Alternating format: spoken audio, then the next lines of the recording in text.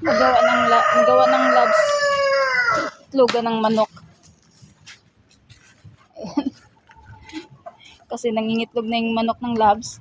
Ginawa niya yung magawa siya ng itlogan. Dito lang nakalo. Labs ko kasi maraming manok. Ayan yung manok ng labs, oh. Ayan. Ayun, oh. May manok siya dun, oh. So, pagka dumami yung mga manok niya, yan pang-ulam na rin. May mga pang-ulam. So, ayan. Maraming mga alaga ng labs ko dito. Nakalibre ng nakakalibre ng pang-ulam. Kaya yan, gumagawa siya ulit ng itlogan para dumami. Kasi nangingitlog na kasi yan. Ayan siya. Nangingitlog na yung manok niya. Walang itlogan na maayos. Kaya gumawa siya. So, mayroon din kaming manok na super laki. Ay, manok na laki. Hindi lang kita, madilim na kasi. Ang laki niya. Ibang klaseng manok. Hindi makita. Hi! Makita ka naman. Siya makita madilim. Hapon na kasi mga kalabs. So, yung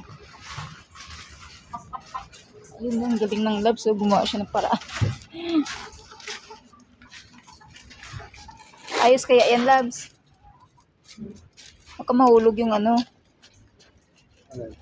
mahulog yung mga itlog pag tinuntungan. Mahulog pag ang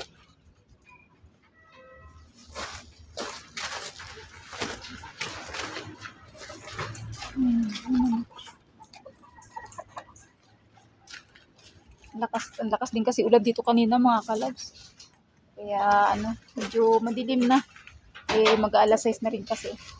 Kaya so pagkagaling ng labs ko, galing trabaho dito yan natuloy sa kanyang mga manok-manukan.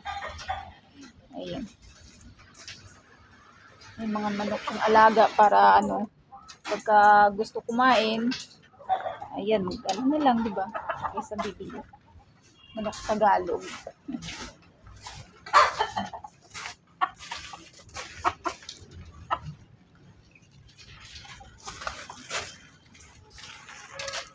Wala kasi mapaglagyan ng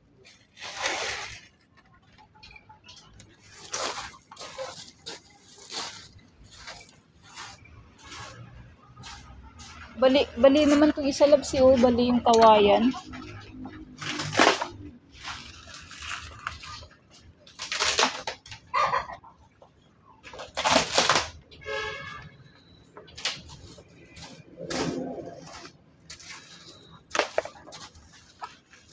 Ang gagawa talaga ng paraan ng labs. So, diskarte lang yan mga kalabs.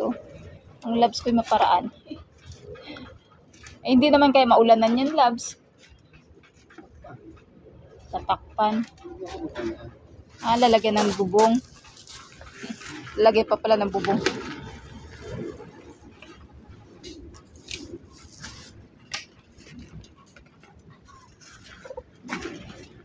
Ayos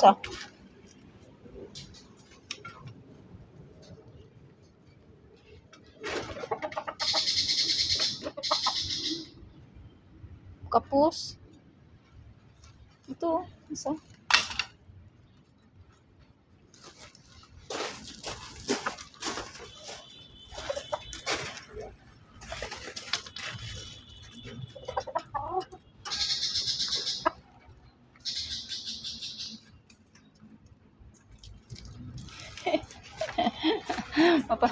Ang labs ko talaga.